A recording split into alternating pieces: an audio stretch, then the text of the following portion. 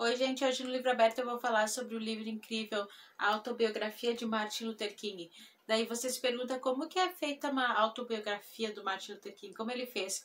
Bom, o autor, que é o Claiborne Carson, que é o organizador, ele organizou assim todas as coisas que o Martin Luther King escreveu na época, cartas, discursos, e daí deu contando a história dele, assim, trechos contando a história dele, deu para fazer uma autobiografia dele contando desde o início, onde ele nasceu e como ele começou, né, com os direitos civis.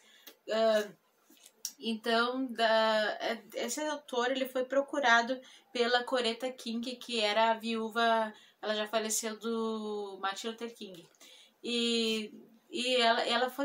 Ela procurou ele para ajudar a organizar, né, essas cartas, discursos, organizar e fazer uma autobiografia como que ele contando a própria história dele. Então é bem interessante. Então o Martin Luther King, ele nasceu em Atlanta, na Geórgia, em 1929, 15 de janeiro de 1929. E ele é Martin Luther King Jr., porque o pai dele é Martin Luther King Sr. E o filho, ele tem um filho que é, depois eu falo mais dos filhos dele, ele tem um filho que é Martin Luther King III, que é o terceiro Martin Luther King.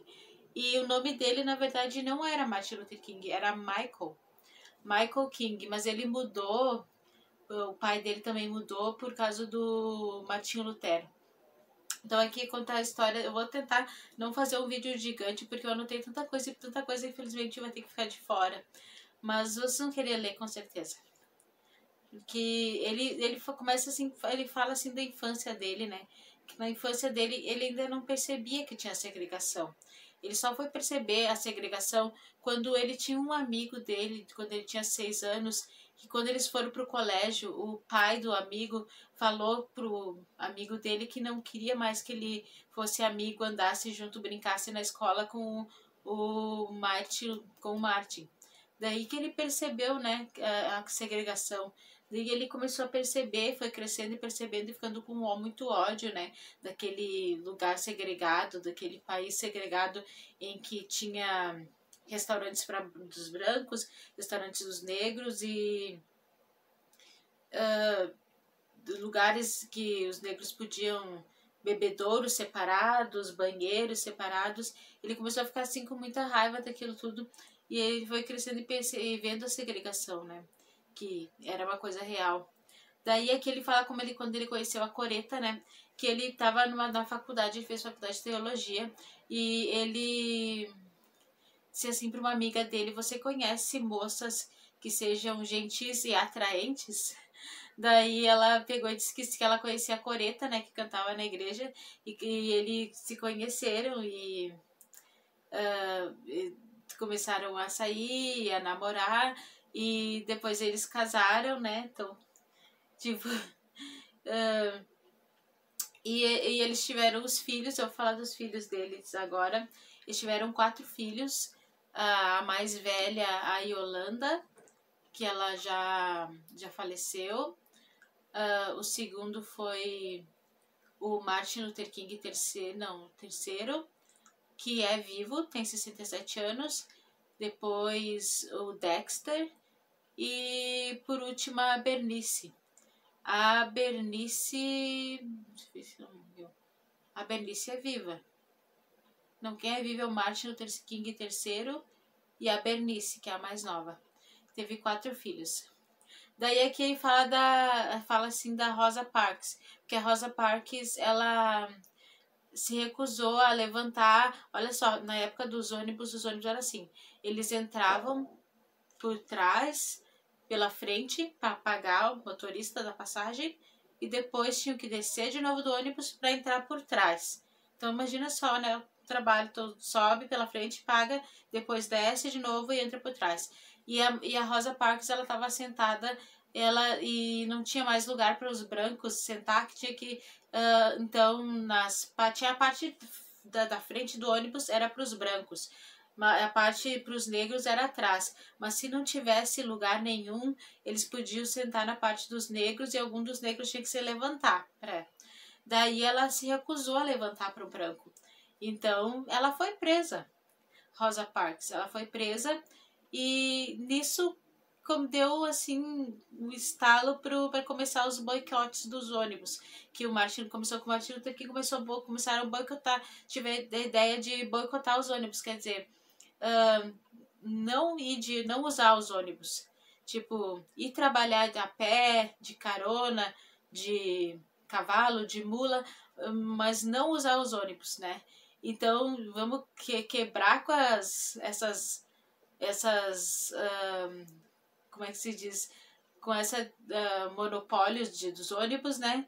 Para eles parar com o boicote e a gente poder sentar onde a gente quiser, né? E é muito interessante quando tu vai lendo, que tu vai vendo que tá dando certo o boicote. Tu fica muito feliz, parece que tu tá dentro da história ali, torcendo para que dê certo, assim, pensando, nossa, tá dando certo. As pessoas não estão pegando os ônibus, eles estão se sentindo, as empresas de ônibus estão se sentindo incomodadas e vão querer que mude essa história da segregação nos ônibus, porque eles estão bastante incomodados com as perdas financeiras, né, que eles estão tendo. E tu fica muito feliz quando tu vê que realmente está dando certo. E é pela não violência, como diz o Martin, mas muitas pessoas não gostaram, né, quando acabou a segregação, que foi decretada o fim da segregação nos ônibus, muitas pessoas não gostaram, né, de ter que andar de ônibus do lado de pessoas negras sentadas, elas não levantavam, então teve muitos insultos, muitas pessoas, mas a gente ganhou, vamos dizer assim, a gente ganhou. A gente daí não tinha mais segregação nos ônibus, foi uma coisa que começou com a Rosa Parks e que deu, né, pro Martin Luther King começar o boicote, né, nos ônibus, teve a ideia de começar o boicote. E ele foi ameaçado de morte, sim. Tipo, ele pregava a não violência. Tipo assim, ele era, eu me esqueci de falar que ele era pastor. Mas quem é que não sabe que ele era pastor, né? Me esqueci de falar. Ele era pastor, ele disse bem assim que o pai dele era pastor, antes dele, o vô dele foi pastor, então ele parecia certo que ele ia fazer. Então ele era bastante religioso. Ele pregava assim a não violência. Isso assim entra muito em conflito porque eu acho muito difícil essa não violência pelas coisas que eles passavam de pessoas agredir na rua, jogar garrafas, jogar pedras, tipo, tinha uns que falavam para ele, olha, se aqueles caipiras vierem querer me atirar a garrafa ou falar alguma coisa, eu vou reagir. E ele falava que não, que era para dar outra face. Então, tipo, tem umas coisas que eu não consigo exatamente concordar com ele, porque eu não sei, eu não conseguiria a não violência, tipo, tão me insultando, tão ali me tacando coisa e eu ficar quieta e dar outra face e aceitar tudo, assim, tipo, então eu tenho essa divergência quanto a, eu não acho que eu não conseguiria seguir isso que ele falava da não violência dos protestos pacíficos, né? E ele até jogaram uma bomba na casa dele que acho que não deu certo, não explodiu, e ele ficou com raiva, porque ele pensou que podia ter matado minha mulher e minha filha, né? Eu tinha uma filha só no início, quando ela tinha só a Yolanda, né? Mas eu não sei, eu vou muito de embate com esse caso da não violência, porque isso é uma coisa que não que eu seja uma pessoa violenta, mas eu não conseguiria assim, tipo, não revidar, sabe? Eu sei que eu não conseguiria porque eu sei quem eu sou, eu sei que eu fui, sei que em brigas eu nunca fico quieta. Bom, e teve aqui a primeira prisão dele, a primeira de muitas. Ele foi preso muitas vezes. E ele falava pro pessoal do movimento que eles iam ter que encarar a prisão. Muitas vezes eles foram presos. Daí aqui fala do fim da segregação, fez muitas marchas, né? Ó, o grande júri de Montgomery indica King e outros líderes para o programa de Montgomery por violarem a lei anti-boicote, tá, King é considerado culpado. A Suprema Corte dos Estados Unidos declara inconstitucional a lei que determinava a segregação nos ônibus. Depois do boicote, Tá, isso aqui é da segregação dos ônibus, né? Que foi o fim da segregação dos ônibus. Aqui fala assim que ele conheceu o presidente Kennedy, né? Que ele gostava até do presidente Kennedy e muitas pessoas do movimento, muitos negros diziam que iam votar nele, né? E o Kennedy, ele era até... Ele era assim, simpático quanto simpatético quanto ao movimento civil, né? Só que ele foi assassinado em 64, não me lembro bem. Daí o Martin perdeu não, ficou muito triste, né? Porque ele sentiu que perdeu um aliado, né? Ele achava que o Kennedy ia meio lentamente nas coisas, mas ele gostava dele, conseguiu argumentar bem e entrar em consenso. Daí aqui tem também, ele faz o famoso discurso, eu tenho um sonho. Se você não conhece, procura. Eu ia botar aqui, mas o vídeo vai ficar muito longo. Que eu tenho um sonho, que meus filhos possam ir na mesma escola, sem serem agredidos. É um discurso muito bonito, e é o mais famoso dele, né? Teve aqui que aconteceu que abalou um pouco a fé dele, foi quando 4 meninas morreram, elas estavam numa igreja, teve um atentado de bomba e 4 meninas morreram. Daí isso abalou um pouco a fé dele, porque ele pensou, elas estavam na igreja, né? Tipo, fazendo coisas assim para Deus, que agradam Deus. E daí, segundo ele, assim, tipo, isso não estava certo, isso estava muito estranho. Por que elas morreram? 4 inocentes, né? Então isso abalou muito ele, mas ele continuou firme na fé dele, como ele sempre foi. E as ameaças a ele também continuavam. Ele sempre tinha ameaças de morte contra ele. E em 1964 ele ganhou o Nobel da Paz. Eu devia ter marcado aqui a página da foto, mas eu vou botar a foto se eu achar. Ele ganhou o Nobel da Paz, né? E ele pensou assim, sério, né? Ele não estava acreditando, né? E eu ganhei o Nobel da Paz. E deixa eu ver se eu acho a foto. Bom, eu vou botar aqui. Aqui a parte tem umas fotos muito bonitas aqui. A foto que ele ganhou o Nobel da Paz aqui. 64. Foi 64, deixa eu ver. Ponto de lágrima. Fiz muita força para conter as lágrimas. Minha emoção está a ponto de transbordar. Daí, tipo, ele ganhou o Nobel da Paz e ele conheceu o Malcolm X, né, que é outro líder de um movimento, e ele disse assim que conversou um pouco com ele, mas ele divergia muito do Malcolm X, porque o Malcolm X pregava que a violência, que eles tinham que tomar o poder pela violência, pela luta armada, e não ficar quieto, não abaixar a cabeça caso insultassem eles ou quisessem bater ou alguma coisa. Daí o Malcolm X, tipo, eles divergiam muito assim nos pensamentos deles, mas eles até se davam bem. Daí eles se davam bem, assim, tipo, mas eles divergiam muito porque ele não concordava com esse negócio da não violência. Não, ele não concordava com a visão do Martin de não violência, de aguentar tudo. Até porque o Martin Luther King era religioso, é pastor, né? Então ele tinha isso como uma das principais formas dele de lutar é o protesto pacífico. E o Malcolm X foi assassinado em 1965 e apesar do Martin Luther King não se dar muito bem com as ideias dele, ele ficou muito triste, né? Porque ele disse que nós perdemos um grande homem e o grande homem que ele ainda ia ser. Então, tipo, ele ficou bastante triste, né? Mas as minhas ideias, na verdade, vão mais de encontro com a do Malcolm X do que do Martin Luther King, que é mais pacífico, mais religioso, então, muito triste. Teve a marcha, deixa eu ver, a marcha de Selma a Montgomery, no Alabama, que foi bastante importante, né? E o que ele conseguiu, com a marcha de Selma foi tão importante que eles conseguiram o direito ao voto. Foi um dos resultados dessa marcha, foi ter conseguido o direito ao voto, que eles não tinham direito a votar. O resultado esplêndido do pequeno projeto de Selma a Montgomery foi nada menos que a Lei do Direito ao Voto em 1965. Então, tipo, ele continuou as marchas, né? Ele disse que estava disposto a morrer pela causa. E ele começou também a criticar bastante a guerra do Vietnã.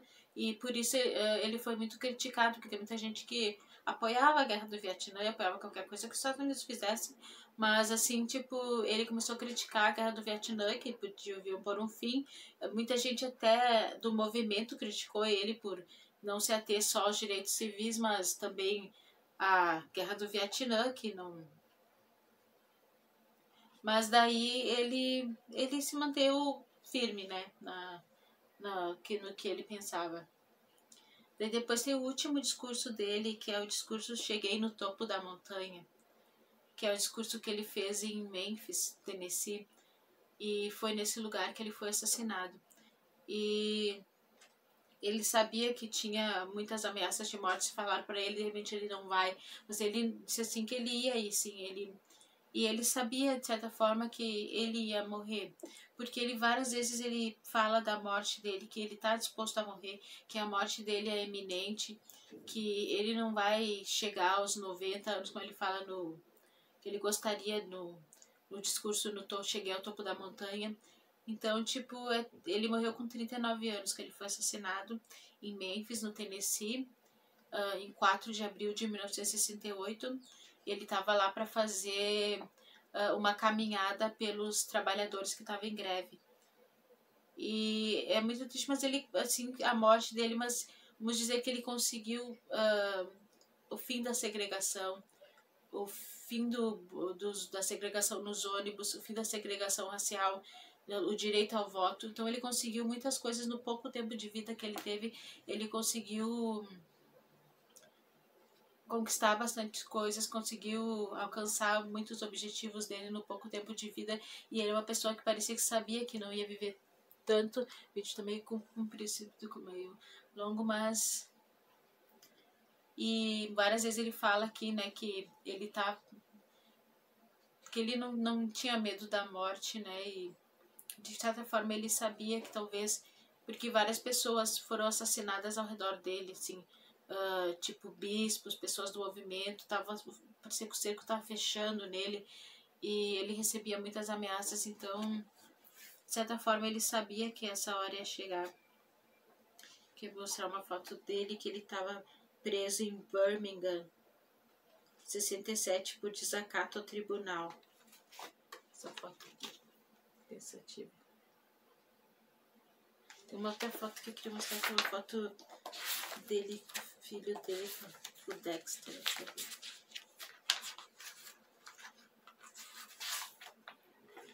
Aqui, ó, uma foto dele com o filho dele, o Dexter. O Dexter, me esqueci de falar, ele faleceu de câncer de próstata. Mas olha como ele é parecido com ele, né? Ai, mini Martin Luther King.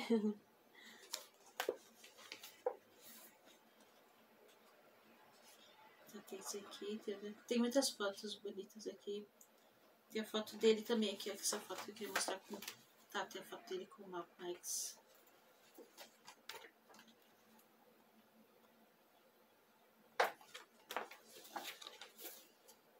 Mas é como fala, se calaram a voz dele, mas a luta continuou, o sonho não acabou.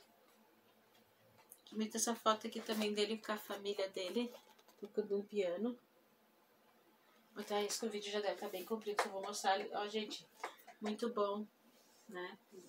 A vida do Martin Luther King é notável e até inspira a gente a tentar fazer coisas melhores, notáveis, e uma pessoa que sempre pensou no outro e morreu por isso, morreu pela causa. Então fica a dica, a autobiografia de Martin Luther King. Agora, o que eu tô lendo, vou mostrar que eu tô lendo, eu vou te receitar um gato. Comprei na feira do livro. Obrigada. Se inscrevam, dá um like.